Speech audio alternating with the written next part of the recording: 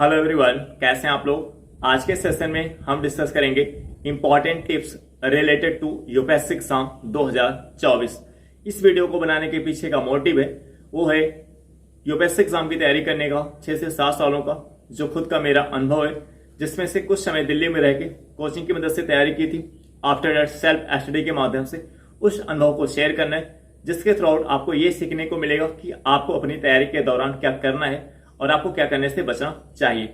तो सबसे पहले हम ये ध्यान रखेंगे कि यदि आप 2024 का यूपीएससी का एग्जाम देने जा रहे तो आपको रिवीजन पर ज्यादा फोकस करना पड़ेगा। रिवीजन पर आपको ज्यादा फोकस करना पड़ेगा।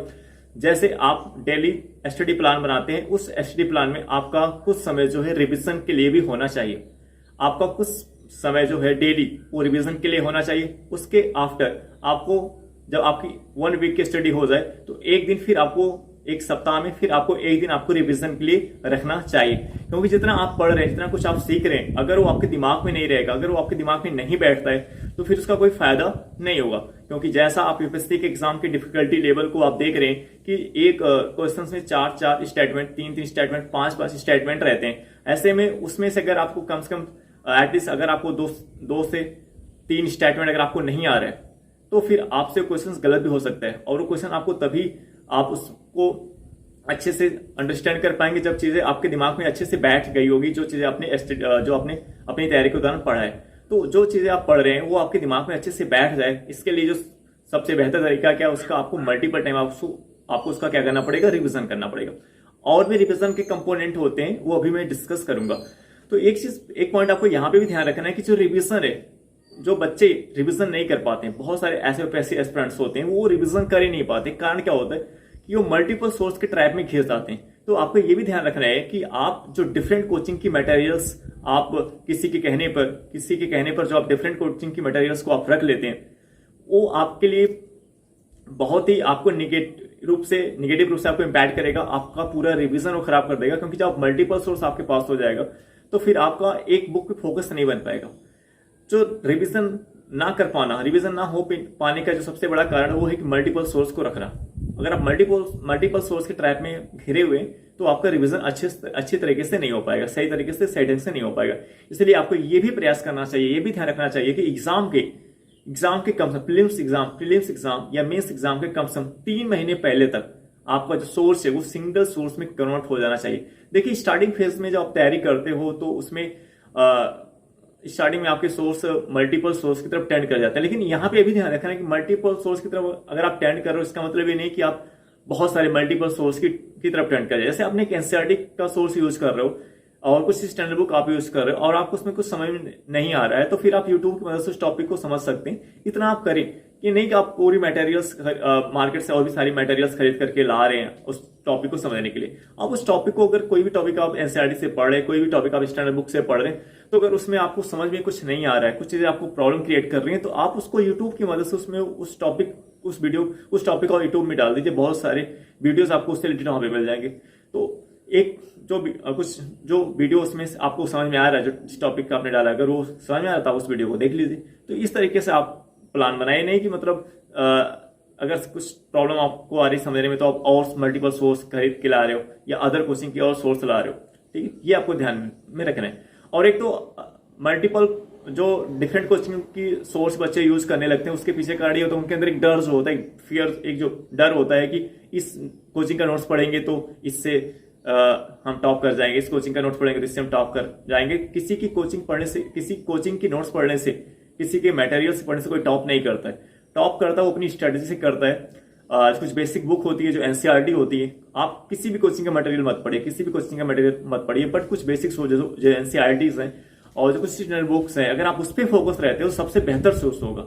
अगर मैं आपको सबसे बेहतर सोर्स की बात करूं तो आपके लिए सबसे बेहतर सोर्स होगा वो क्या होगा, वो जो एनसीईआरटी की बुक होती है और जो स्टैंडर्ड कुछ बुक होती है। स्टैंडर्ड बुक में भी बहुत ज्यादा नहीं पढ़ा, 3 से 4 बुक आपको स्टैंडर्ड बुक में के लिए पढ़ी। जैसे पॉलिटी के लिए लक्ष्मीकांत की बुक, मॉडर्न हिस्ट्री के लिए स्पेक्ट्रम की बुक, और आर्ट एंड कल्चर के लिए 3 सिगानिया की, उसमें भी सिलेक्टेड रीडिंग करनी है, उसमें से 8 से 10 चैप्टर केवल आपको पढ़ने हैं। और इकोनॉमिक्स के लिए आप रमेश सिंह की बुक पढ़ सकते हैं, या विजन आईएएस की जो प्रिंटेड नोट्स होती है इकोनॉमिक्स की, आप उसको फॉलो कर सकते हैं।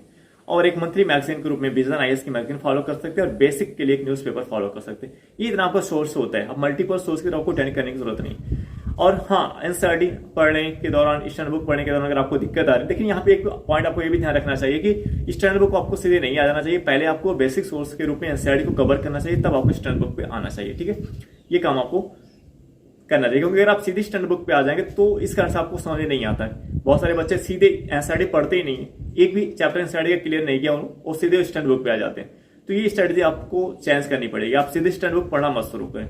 आपको पहले एनसीईआरटी को अच्छे से कवर करना चाहिए और एनसीईआरटी को कवर करें। और एनसीईआरटी में अगर आपको प्रॉब्लम क्रिएट हो रही है तो फिर आप यूट्यूब की मदद से आप उस टॉपिक को यूट्यूब पे डाल करके उस टॉपिक को आप समझने का प्रयास कर सकते हैं। लेकिन ये ना करें कि आप डिफरेंट कोचिंग की मटेरियल्स आप ला करके अपने टेबल पे रखते चले जा रहे हैं और एक ही सही ढंग से नहीं पढ़ पा रहे। तो इस पॉइंट को अगर आप ध्यान में रखते हो तो आप सिंगल सोर्स पे की तरफ, सिंगल सोर्स आपको रखना है और उसमें जो प्रॉब्लम आ रहा है कैसे सॉल्व करने आप यूट्यूब की मदद से उस टॉपिक को वीडियो यूट्यूब पे डाल करके उससे समझ सकते हैं कि, लेकिन आप मल्टीपल सोर्स की तरफ टेंड ना करें। ठीक, तो ध्यान रखें प्रीलिम्स एग्जाम के पहले तक 3 महीने 4 महीने पहले तक आपका जो सोर्स हो वो सिंगल सोर्स हो जाना चाहिए, ताकि आप उस 3 से 4 महीने मल्टीपल टाइम उसकी मल्टीपल रीडिंग कर सके, उसको रिवाइज कर सके। सेकेंड पॉइंट आपको देखिए, फर्स्ट पॉइंट जो हमने रिविजन से रिलेटेड बात की, ये बहुत ही इंपॉर्टेंट है, बहुत ही इंपॉर्टेंट है। जो फेलियर है 90% यूपीएससी एस्पिरेंट यहीं पे फेल हो जा रहे हैं, क्योंकि वो रिविजन ही नहीं कर पा रहे, रिविजन नहीं कर पा रहे। और एक तो डिस्ट्रैक्शन जो होता है, डिस्ट्रैक्शन जो आप डिस्ट्रैक्शन पाल के रखते हैं, किसी का बर्थडे आ गया तो उसके बर्थडे में जा रहे हो, कोई पार्टी दे रहा है उसके पार्टी में जा रहे हो।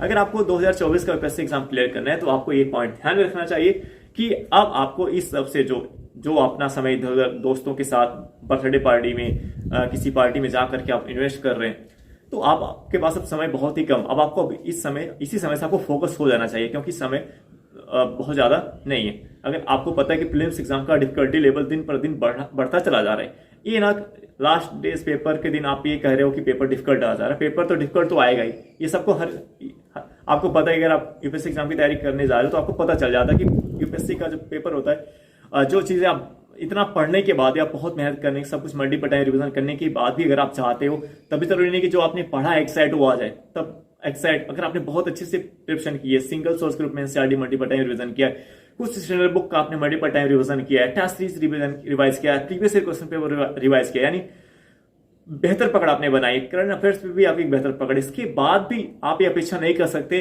कि प्रीलिम्स एग्जाम में जो 100 क्वेश्चंस आ रहे हैं जीएस के, उसमें सभी क्वेश्चंस आपको आएंगे। इतनी मेहनत करने के बाद भी हो सकता है आपको 25 से 30 ही क्वेश्चंस आपको एक्साइट आ रहा हो सकता है कि आपको 25 ही क्वेश्चंस 25 ही आ रहा हो सकता है आपको केवल 20 ही क्वेश्चंस आ रहा हो, क्योंकि जिस प्रकार से पेपर का डिफिकल्टी लेवल बढ़ रहा है, 2023 के पेपर को आप अंदाजा लगा सकते हो। कोई नहीं कह सकता कि उसमें किसी को 25 क्वेश्चन से ज्यादा किसी को एक्साइट आता रहा होगा, कि एक्साइट जिसका 100% इसको पता हो कि हाँ इसका ऑप्शन यही होगा। 25 क्वेश्चन अगर इसको पता हो कि हाँ 100% ऑप्शन नहीं होगा, तो समझ लो उसकी प्रिपरेशन, उसकी तैयारी बहुत ही बेहतर होगी। तो यूपीएससी का एक ऐसा एग्जाम है जहां पे आपको पता है मेहनत करने के बाद भी, एक स्मार्ट स्ट्रेटेजी बनाने के बाद भी आपके समूह की एक प्रॉब्लम आ रही है कि आपको 25 से 30 से ज्यादा क्वेश्चन आपको एक्साइट आ नहीं रहे। कभी कभी तो 20 क्वेश्चन 25 क्वेश्चन हो जाता है। 2023 के पेपर में आप देख सकते हैं कि बहुत सारे ऐसे बच्चे जो क्लियर किए, प्रीलिम्स क्लियर किए, उनको 20 से 22-25 क्वेश्चन से ज्यादा उनको एक्साइट नहीं आ रहा था। तो आप ये अंदाजा लगा सकते हैं। ऐसे में अगर आप लापरवाही कर रहे हैं, आप डिस्ट्रैक्शन में फंसे हुए हैं, रिवीजन नहीं कर पा रहे, तो फिर आप तो दूर दूर तक इस यूपीएससी एग्जाम में रहेंगे ही नहीं। तो ये पॉइंट आपको ध्यान में रखना चाहिए। नेक्स्ट पॉइंट आपको क्या फॉलो करना है कि प्रीवियस ईयर क्वेश्चन पेपर आपके, मैं रिवीजन की बात किया कि जो सिंगल सोर्स आपको रखना है, मल्टीपल टाइम्स का रिवीजन करना है। इसके साथ ही साथ एक टॉपिक जो आपने दोस्त एक टॉपिक का रिवीजन किया वन टाइम, फिर उससे रिलेटेड आपको क्या करना है, previous year question paper solve करना है। प्रीवियस ईयर क्वेश्चन पेपर आपको कम से कम 25 से 30 सालों का प्रीवियस ईयर क्वेश्चन पेपर आपको सॉल्व करके जाना चाहिए। कुछ ऐसे कोचिंग संस्थान है जो काफी फेमस है, लेकिन वो केवल 10 से उनके कोचिंग प्रीलिम्स के अगर उनके प्रीवियस ईयर क्वेश्चन पेपर को देखेंगे तो उसमें केवल 15-16 सालों का क्वेश्चन पेपर है। आप उसको अवॉइड करें, आप उससे दूर रहें, उससे बच के रहें। आप उस कोचिंग के प्रीवियस ईयर क्वेश्चन पेपर को फॉलो करें जिसमें एटलीस्ट कम से कम 25 से 30 सालों का दिया गया हो और उसका एनालिसिस भी अच्छे से उसमें किया गया हो। तो ये पॉइंट आपको ध्यान में रखना है कि जो सेकंड सोर्स आपको, जो सेकंड पॉइंट आपको, दूसरा बिंदु आपको ध्यान में रखना है कि प्रीवियस ईयर क्वेश्चन पेपर का मल्टीपल टाइम आपको रिवीजन करना है। जैसे जैसे आप टॉपिक को रीड करते जा रहे हैं, रिवाइज करते जा रहे हैं, उसी के थ्रू आपको क्या करना है, प्रीवियस ईयर क्वेश्चन पेपर का भी आपको रिवीजन करते जाना है। कम से कम 25 से 30 साल का प्रीवियस ईयर क्वेश्चन पेपर आपको सॉल्व करना चाहिए।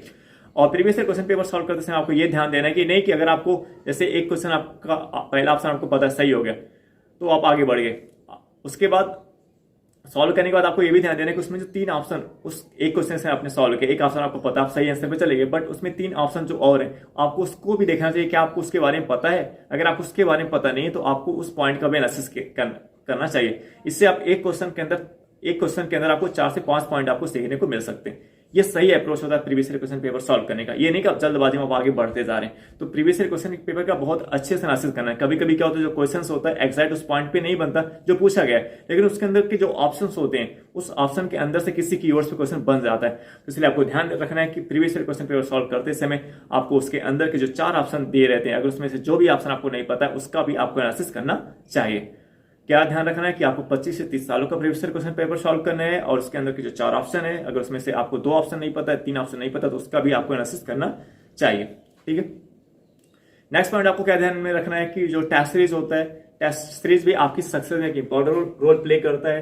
तो आपके दिमाग में क्वेश्चन बार बार उठता है कितने टेस्ट सॉल्व करें, तो कितने टेस्ट सॉल्व करने से ज्यादा ये भी आपको ध्यान में रखना चाहिए कि जो भी जितने भी टेस्ट आप सॉल्व करें उसका मल्टीपल टाइम रिवीजन जरूर करें, उसका एनालिसिस जरूर करें। तो संख्या की बात करें तो कम से कम आपको टेस्ट सीरीज में 50 टेस्ट, 60 या 70 टेस्ट, 80 मैक्सिमम, मैं बोलूंगा 80 टेस्ट, और मिनिमम आप कम से कम 50 टेस्ट, मैक्सिमम आप 80 टेस्ट सॉल्व करें और मिनिमम 50 टेस्ट। और टेस्ट को एक ही कोचिंग का ना लें, फुल टेस्ट आप सॉल्व करें, फुल टेस्ट सॉल्व करें और डिफरेंट कोचिंग का ले लें। मैक्सिमम कितना टेस्ट सॉल्व करना चाहिए? 80। मिनिमम अगर आप करें तो 50 टेस्ट कम से कम सॉल्व करना चाहिए। लेकिन आपको ये ध्यान रखना है कि इस टेस्ट का जो आप टेस्ट सीरीज जो आप सॉल्व करें और जो आप टेस्ट लगा रहे हैं, इसका आपको बेहतर फायदा तभी मिलेगा जब आप इसका एनालिसिस करोगे। इसके अंदर के कुछ ऐसे क्वेश्चन जो आपको नहीं पता है, जो नहीं आ रहे, उसको अच्छे से एनालिसिस करें। और जिस प्रकार हमने प्रीवियस ईयर क्वेश्चन पेपर में बताया कि अगर आपको एक जैसे टेस्ट सीरीज का अगर आपने कोई क्वेश्चन सॉल्व किया, वो आपको आ रहा है बट उसके अंदर के जो 3 ऑप्शन नहीं आ रहे, तो उसका भी आपको एनालिसिस करने का प्रयास करना चाहिए। ठीक है ना। तो टेस्ट सीरीज देना भी है इतना, और उसके साथ ही साथ उस टेस्ट सीरीज का मल्टीपल टाइम रिवीजन भी करना है, उस टेस्ट सीरीज का अच्छे से उसका एनालिसिस भी करना है। ठीक है ना। तो ये तो टेस्ट सीरीज से रिलेटेड पॉइंट्स हो गए। और एक पॉइंट आपको ये भी ध्यान रखना है कि आपको जब आप एग्जाम हॉल में बैठे हैं तो आप ये अपने अंदर एक कॉन्फिडेंस रखें कि आपने पूरे साल, पूरे वर्ष आपने मेहनत की है, और इसलिए आपको डरने की जरूरत नहीं है। पेपर कैसा भी आए, आपको पता है पेपर तो आने वाला ही, जो आप अपेक्षा करके जाएंगे वैसा पेपर नहीं आएगा। पेपर आप पहले से माइंड सेट कर लें कि ये आप ध्यान में रखें। ये वहां पे मत सोच, आप कभी क्या होता है आपने जो अपेक्षा किया पेपर वैसा नहीं है तो आप घबरा जाते हैं, तो ऐसा होगा नहीं। पेपर आप जो अपेक्षा करेंगे उससे इतर आएगा, इसलिए पहले से आप सजग रहो कि पेपर तो वैसा आने वाला नहीं। लेकिन किसी भी कंडीशन में, किसी भी सिचुएशन में, पेपर कैसा भी हो, हमको अपनी हिम्मत को बनाए रखना है, उसे सॉल्व करने की अपनी हिम्मत को बनाए रखना है। आपको डरना नहीं है, पैनिक नहीं होना, अपनी हिम्मत को बना के रखना है, अपने कॉन्फिडेंस को, अपने आत्मविश्वास को बना के रखना है। अगर इतना काम आप कर लेते हैं तो प्रीलिम्स एग्जाम क्लियर करने से आपको कोई नहीं रोक पाएगा। आई होप दैट ये वीडियो आपको समझ में आया होगा। अब हम आपसे नेक्स्ट वीडियो मिलेंगे। Okay, bye.